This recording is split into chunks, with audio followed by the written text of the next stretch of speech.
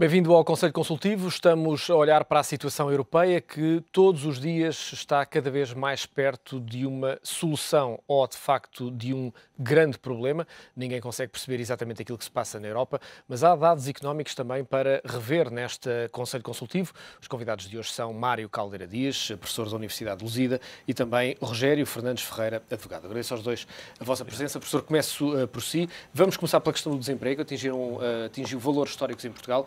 E há, de facto, essa sensação de uma total incapacidade para dominar esta variável que, por estes dias, atinge valores históricos em Portugal. Pois nem vai. Bom dia, senhores telespectadores. Não vai haver, certamente, possibilidades de dominar, por todas as condições que foram criadas, são porque o desemprego, de facto, continua a crescer, não é? O emprego depende do crescimento económico, isso toda a gente sabe, só que o que é certo é que as medidas que foram tomadas, quer ao nível do aumento dos impostos, quer ao nível do corte das despesas, têm efeitos depois multiplicadores sobre a realidade, sobre o rendimento e sobre o produto. E naturalmente, provavelmente, ou não se fizeram bem as contas, ou não foram subestimados esse efeito de multiplicação.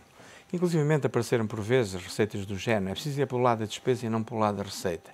Isto é um engano porque os multiplicadores da despesa são superiores aos próprios multiplicadores da receita, na medida em que reduzir as despesas tem um maior efeito económico do que aumentar os impostos. E todas estas coisas somadas acabam por gerar um efeito de multiplicação que, quando chegam ao rendimento, é no sentido da sua redução significativa. Depois vai passar um certo tempo, um certo desfazamento, até que os efeitos da contenção económica cheguem à realidade. Porquê?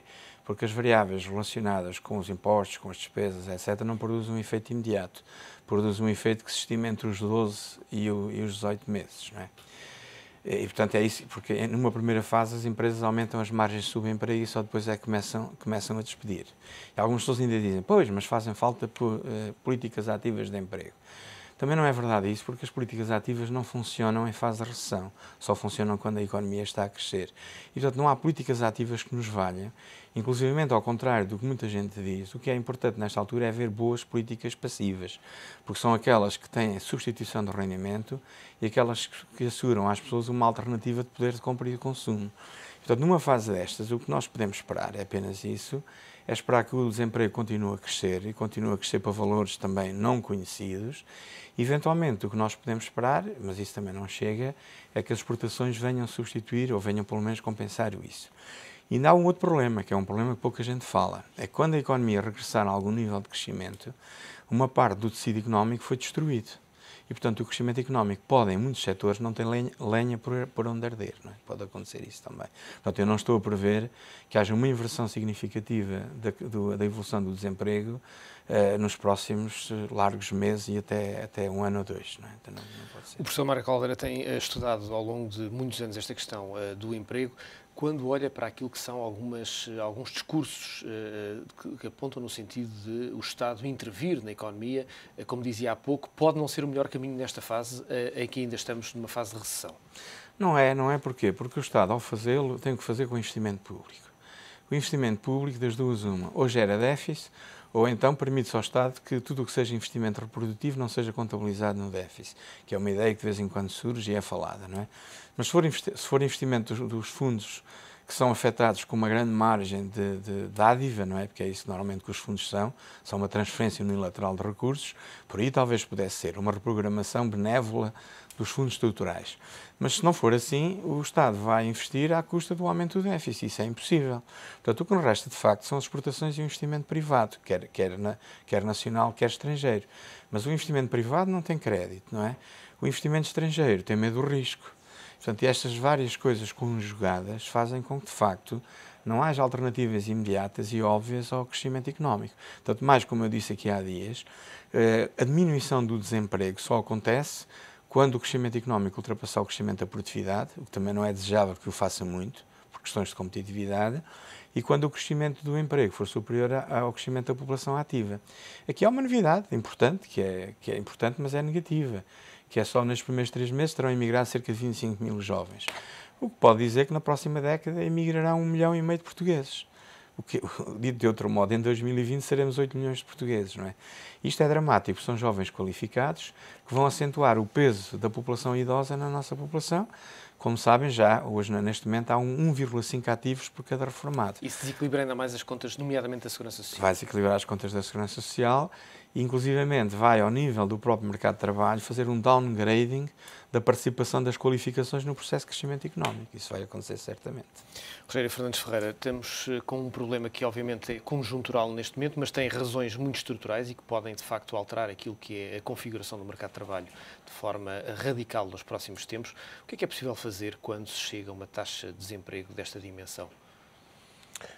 Eu acho que é muito difícil fazer alguma coisa com o país, de facto, em recessão a este nível. Agora, o que é certo, e como aqui foi dito, é que também os números a que se chegou no desemprego em Portugal são números que não foram previstos anteriormente. Não é por acaso que a avaliação da Troika que para a semana põe o seu acento tónico designadamente neste problema, e não é por acaso que este é o problema de fundo que Portugal neste momento tem para resolver e cuja solução não me parece nada fácil. Como aqui foi dito, julgo que é preciso promover, de facto, o crescimento, designadamente por via das exportações portuguesas ou por via do investimento estrangeiro, e para isso é preciso criar um ambiente de credibilidade que está a ser tentado relativamente, digamos, à situação financeira do nosso país, e criar, por outro lado, um enquadramento legislativo e administrativo propício a que esse investimento possa chegar a Portugal,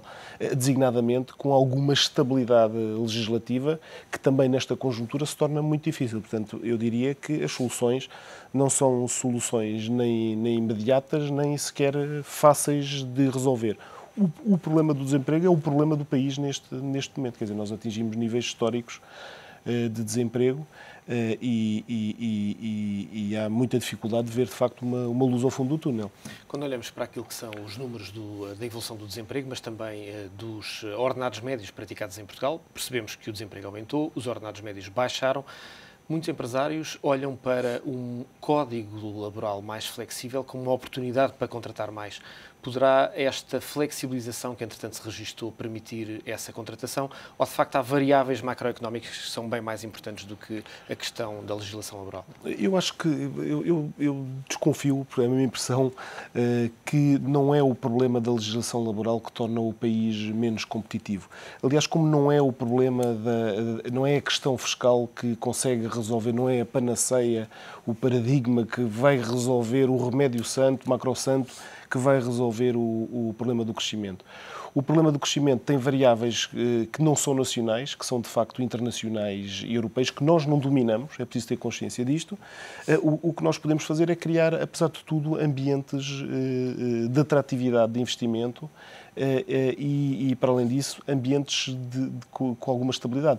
Não é por acaso que nós olhamos para países como, por exemplo, a Holanda ou o Luxemburgo, que têm, digamos, estratégias de captação de investimento, que são estratégias de longo curso e que mantêm a legislação fiscal com estratégias internacionais ao longo das últimas 5 décadas, por exemplo. Não é? Portanto, é isto que nós temos que fazer, tornar a nossa legislação e a nossa administração mais fluida, mais simples e mais estável. No fundo, é o que podemos fazer neste momento. Talvez pudesse dar um pequeno exemplo, se me permite, que é o seguinte: se compararmos a economia a um recipiente, enquanto o recipiente não crescer, não cabe mais água. Ou seja, a água que entra corresponde sempre a outra água que sai. Isto é, só há efeito de substituição. Não é?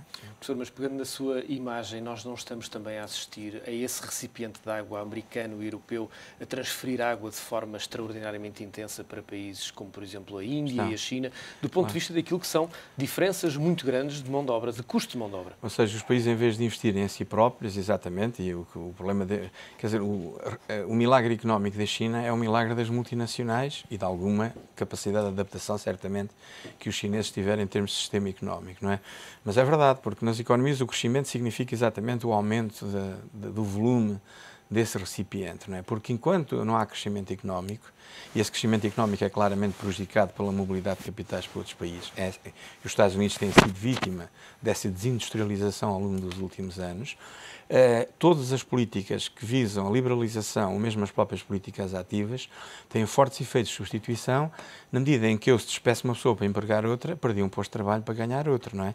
A própria OCDE estimou, ainda não há muito tempo, que o efeito líquido das políticas ativas anda entre os 5% e os 10%. Quer dizer, portanto, se no fundo ela preenche pequenas zonas de desequilíbrio estrutural da própria economia, mas não faz muito mais que isso, quer dizer, nem pode fazer. Isso leva-me a uma questão que é, depois de o mundo ter iniciado um processo muito forte de abertura de fronteiras e de liberalização de grande parte do comércio mundial, parece-lhe que a única solução é, de facto, dar um passo atrás e algumas potências, nomeadamente os Estados Unidos, como dizia, que avançaram para um processo de transferência de produção, nomeadamente para a China, possam dar um passo atrás no sentido de tentar travar esse aumento do desemprego? Hoje, dar um passo atrás, de acordo com as regras do comércio internacional, é muito difícil. Eu julgo que o problema se pode centrar não tanto nisso, mas nas formas de dumping social que muitos desses países estão a utilizar, não é? Por exemplo, a competitividade da China, todos sabemos que pode vir do engenho e da arte dos chineses, é verdade, mas também vem muito do facto da maior parte das regalias sociais que são concedidas nos estados de providência das nossas economias na China não existirem, como o subsídio de desemprego, as férias, os salários relativamente elevados, a existência de um salário mínimo. Portanto, no fundo, a competitividade desses países é feita à custa de um forte dumping social que é tolerado. Julgo que a questão teria que vir mais porque países como a China participassem mais, ou seja, alargassem largamente as condições sociais da sua população, mas por outro lado também tivessem políticas monetárias corretas que ajustassem o próprio valor da moeda e tornassem países importadores, por sua vez ajudassem a dinamizar a economia nacional. Eu julgo que as questões têm que vir mais por aí, porque o regresso ao protecionismo, historicamente, nunca provou ser eficaz, não é? Mas, de facto, as condições em que a liberalização do comércio é feita, essas sim podem e devem ser revistas e devem ser objeto de negociações e até de posições de relativa força nessa matéria, não é? Rogério Fernandes, este leva-nos a uma questão, e obviamente o desemprego está aqui muito condicionado sobre aquilo que é a situação europeia, leva-nos à questão europeia. O novo presidente francês já veio dizer que não assina o Pacto Orçamental, a menos que exista, de facto, uma amenda, ou pelo menos um anexo, ou uma referência àquilo que é uma necessária variável de crescimento da economia. Parece-lhe que o regresso de algumas políticas keynesianas podem colocar de novo esta questão em cima da mesa, tirando de facto aqui algum peso àquilo que tem sido uma lógica muito alemã de apenas austeridade e de rigor das contas? Eu acho que provavelmente alguma coisa vai mudar após estas eleições francesas. Não é apenas o Merkozy que passa ao Homer, eu acho que vai mudar mais alguma coisa e é precisamente desse lado que estou convencido que vai haver o assento tónico. Agora, mudar alguma coisa não quer dizer mudar muito, porque as coisas vão manter simultaneamente mais ou menos na mesma. Portanto, estou convencido que aliás, a própria visita do novo presidente francês, não a Bruxelas, mas à Alemanha, como primeira visita oficial, parece-me disso sintomática, que vai haver naturalmente um entendimento do eixo franco-alemão para tentar continuar a estancar este problema da crise da dívida soberana. De qualquer forma, estou convencido que também pode haver ou pode implicar alguma cedência por parte da Alemanha, que tem, como todos nós sabemos, mantido uma política um pouco ortodoxa, digamos, esquecendo que há o outro lado da questão, que de facto é o crescimento e que não tem dado frutos positivos em algumas das economias mais fracas, designadamente na grega. Portanto, estou convencido que, apesar de tudo, alguma coisa irá ser alterada. Quando olhamos para aquilo que é a evolução da economia alemã nos últimos tempos, verificamos de facto uma diferença muito grande em relação àquilo que é os restantes países da Europa. Voltaram a ser aumentados os ordenados, há de facto uma balança comercial extraordinariamente forte, as exportações aumentam, a economia continua a crescer. Parece-lhe que há de facto agora uma pressão grande e estamos praticamente a arrancar o G8 por estas horas. Poderá haver uma grande pressão, nomeadamente dos países mais fortes, para que a Alemanha mude um pouco aquilo que tem sido a sua lógica? Eu acho que a própria Alemanha está a sentir um bocadinho essa necessidade. Não é por acaso que o Ministro das Finanças alemão já chamou a atenção de que não seria, digamos, demasiadamente preocupante os salários na Alemanha aumentarem mais do que os salários no resto da Europa. Ou seja, de alguma forma admitindo alguma inflação à qual os alemães têm sido um bocadinho renitentes por razões históricas que todos nós conhecemos. Portanto, eu admito que também por aí este seja um sinal de que alguma coisa possa mudar na ortodoxia alemã. Mas mudar é também, de alguma forma, e é isso que também a mensagem que Angela Merkel tem deixado, é manter tudo um pouco na mesma. Portanto, é alterar um bocadinho sem alterar, digamos, as soluções de fundo para a crise. E essas soluções provavelmente passam por soluções federais, não passam por soluções bilaterais entre a França e a Alemanha. Portanto, nesse aspecto, julgo que, de facto, o presidente francês não se devia ter deslocado à Alemanha, devia-se ter deslocado primeiro a Bruxelas para resolver este problema de fundo. Mário Caldeira diz, como é que conseguimos, ao mesmo tempo, relançar o crescimento, manter alguma coesão com uma moeda que não tem propriamente uma defesa comum e não tem uma lógica federal? Sim, isso é que nos separa bastante dos Estados Unidos. Quer dizer, de facto, tem que ver o regresso da política à solução deste tipo de problemas, não é? Porque só as coisas encaradas numa perspectiva económica quer dizer, não têm saída, não é? Porque os alemães não estão prisioneiros só da questão histórica, mas estão prisioneiros da própria forma como concebem a intervenção no sistema económico. É feita através do sistema bancário, monetário, que relegou completamente e enterrou a política orçamental, com o Pacto Orçamental, que atirou fora todas as margens de manobra para recuperar orçamentalmente a economia, inclusivamente a via do aumento dos salários representa isso. O Estado alemão não faz intervenções no sentido de expandir a economia, mas vai pela via do aumento dos salários. Mas a questão do medo da inflação é uma outra coisa, é que a Alemanha tem câmbios flutuantes, a moeda única tem câmbios flutuantes, mas quer câmbios flutuantes desde que a moeda seja forte. Ora, e essa restrição consegue-se exatamente pela via orçamental. Mas é provável, e acho sim, que a Alemanha, por um lado, possa fazer essa expansão que nos seria útil a todos, mas de qualquer forma o crescimento da Alemanha neste momento já não é tão forte e alguns problemas começam a surgir que aqui há pouco tempo não existiam. Portanto, é muito provável e pode acontecer que aconteçam duas coisas boas e que todos aguardaríamos. A primeira é que os gregos percebessem que o futuro deles pode depender das próximas eleições do dia 17. E a Alemanha perceber que a sua própria estabilidade e a sua própria prosperidade económica dependem do contexto do euro que lhes foi criado, não é? Porque a própria Alemanha, que pode consentir esse tipo de inflação e que tem essa margem de manobra, pode finalmente perceber que o raciocínio sobre a economia, sobre as sociedades, não pode ser feito sobre uma variável, ignorando todas as outras. A interdependência é das primeiras coisas que nos ensinavam na escola, e essa interdependência das variáveis económicas pode-se mais dia, menos dia, voltar contra os alemães. Porque o problema é sempre este. A austeridade sim, mas nos outros países, não é? Professor, deixe-me colocar uma questão relativamente ao sistema financeiro. Quando hoje olhamos mesmo para as principais, para as mais fortes economias da zona euro, Alemanha, França, fora da zona euro, Reino Unido, mas sobretudo estas, Itália e Espanha, têm sido extraordinariamente fracas naquilo que é a luta ou a enfrentar grandes fundos de investimento, grandes investidores internacionais. Parece-lhe que avançámos demasiado para uma desregulação do sistema financeiro, considerado lato sensu, incluindo nomeadamente aqui estes grandes players, que atacam de uma forma violenta as moedas ou os próprios bancos e não consegue, de facto, haver uma resposta dos Estados, mesmo os mais importantes. Julgo que o mal original, o pecado original, é que, de facto, a grande liberalização a avançar primeiro ter sido a dos mercados financeiros. Porque, apesar de tudo, a liberalização do comércio internacional tem algumas regras, a liberalização dos movimentos das pessoas, dos outros fatores, tem algumas regras, mas a grande desregulação e a grande liberalização começou nos anos 80 com o Ronald Reagan e com a Margaret Thatcher, é a globalização desenfreada e sem regras dos mercados financeiros, que acabam por reduzir a margem de manobra e até inclusivamente anular a própria vontade e capacidade dos países. E é óbvio que tudo se desenha para que a próxima vítima seja a Espanha e a seguir seja a Itália. Não porque haja grandes estratégias por aí fora, mas a lógica dos mercados, os mercados não têm alma, como está escrito, a lógica cega dos mercados é a maximização dos ganhos, não é? E essa maximização dos ganhos não assenta em princípios como coitados dos espanhóis ou coitados dos italianos, estamos a fazer muito mal a estes povos todos, portanto, não tem nada a ver uma coisa com a outra. Isso até é muito provável que se não houver nenhuma reação adequada da parte europeia que está permanentemente a correr atrás do prejuízo, portanto a Europa parece um navio em que se está a afundar com todos lá dentro, mas todos a pensar qual é o que se vai salvar e qual é o que tem a boia à mão, não é? Mas isso não vai acontecer porque o navio afunda-se e ninguém se salva.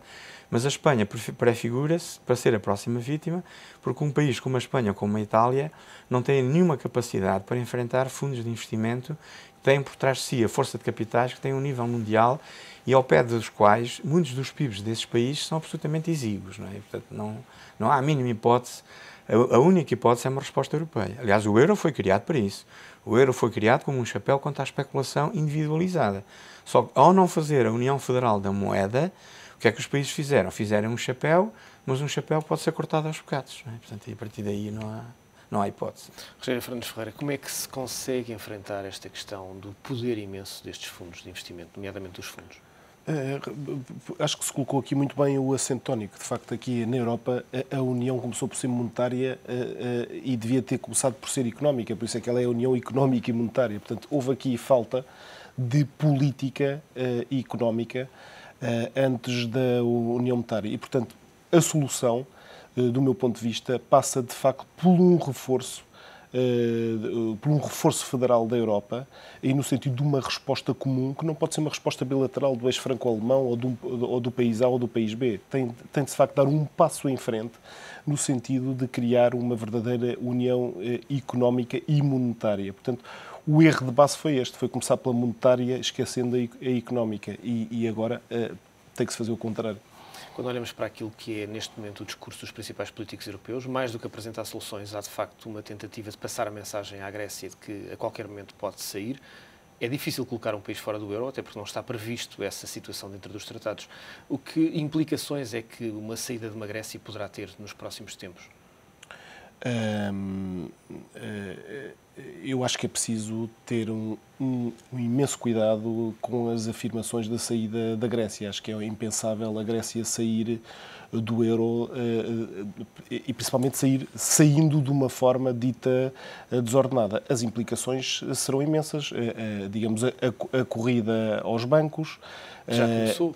Que, aliás, já começou, como sabemos. Portanto, acho que as implicações económicas são enormes e, em especial, para os países da periferia e dos países mais fracos, nomeadamente Portugal, as implicações são bastante graves. Portanto, julgo que a probabilidade disso acontecer, apesar de existir agora mais do que antes, admito que se possa ainda inverter essa situação e que isso, de facto, não venha a acontecer. Mas isso vai depender, como aqui também foi dito, muito dos gregos e das eleições do próximo dia 17 de junho. Esperemos que os gregos saibam dar uma resposta adequada a este problema e que, de facto, que a saída da Grécia do euro não seja, de facto, provinda mesmo das eleições legislativas de 17 de junho. Professor, quando olha para esta questão da Grécia, ainda há alguma solução para a Grécia, mesmo que as eleições apontem, por exemplo, para uma maioria do PASOK e da Nova Democracia? Devia haver uma solução, porque os efeitos de contaminação, como dizem, podem ser maiores ou menores, mas são sempre uma situação em que nós sabemos como é que entramos, mas nunca sabemos como é que saímos. Depois há um problema a resolver, é que o euro pode pôr em causa toda a União Europeia, mas o que é verdade é que a União Europeia hoje tem um nível de integração tal, quer se queira, quer não, os países são obrigados a viver uns com os outros. Não é possível desintegrar um processo económico integrado. Quer dizer, portanto, a economia obrigou-nos a viver juntos. Se nos obrigou a viver juntos, a política tinha que seguir esta indicação, isto é, a responsabilidade política e o ressurgimento da política tinha que perceber que têm que ser tomadas todas as decisões políticas inerente ao facto de sermos obrigados a viver economicamente juntos. E isso não aconteceu. Por exemplo, nós com a Espanha, como é que nós agora podíamos, de repente, desarticular a relação da nossa economia com a Espanha, que é o nosso primeiro cliente e o nosso primeiro fornecedor? É impossível. Portanto, isso não aconteceu, mas esperemos que os políticos percebam, e os gregos também comecem por se perceber, que as relações económicas que até agora mantemos impõem, como sequência, as posições políticas adequadas. Só se compreendermos isto é que salvaremos não só o euro, como a própria União Europeia, mas a debacle da União Europeia funcionará a nível mundial como um daqueles vulcões que se dizia na Antiguidade, que explodiam e enchem os céus mundiais de cinzas, provocando uma era glaciar que não atingirá apenas a Europa, mas será uma era glaciar mundial, não é? Portanto, e nessa perspectiva é preciso ter muito cuidado e esperemos que o G8 perceba isto. Apesar da Europa ser rica, o G8 tem que fazer alguma coisa porque toda a gente será afetada por uma situação deste tipo. Professor Mário Caldeira Dias, Rogério Fernandes Ferreira, desejo-vos um resto de um bom dia. Voltamos a ver-nos de hoje a 8 dias no Conselho Consultivo, que fica por aqui.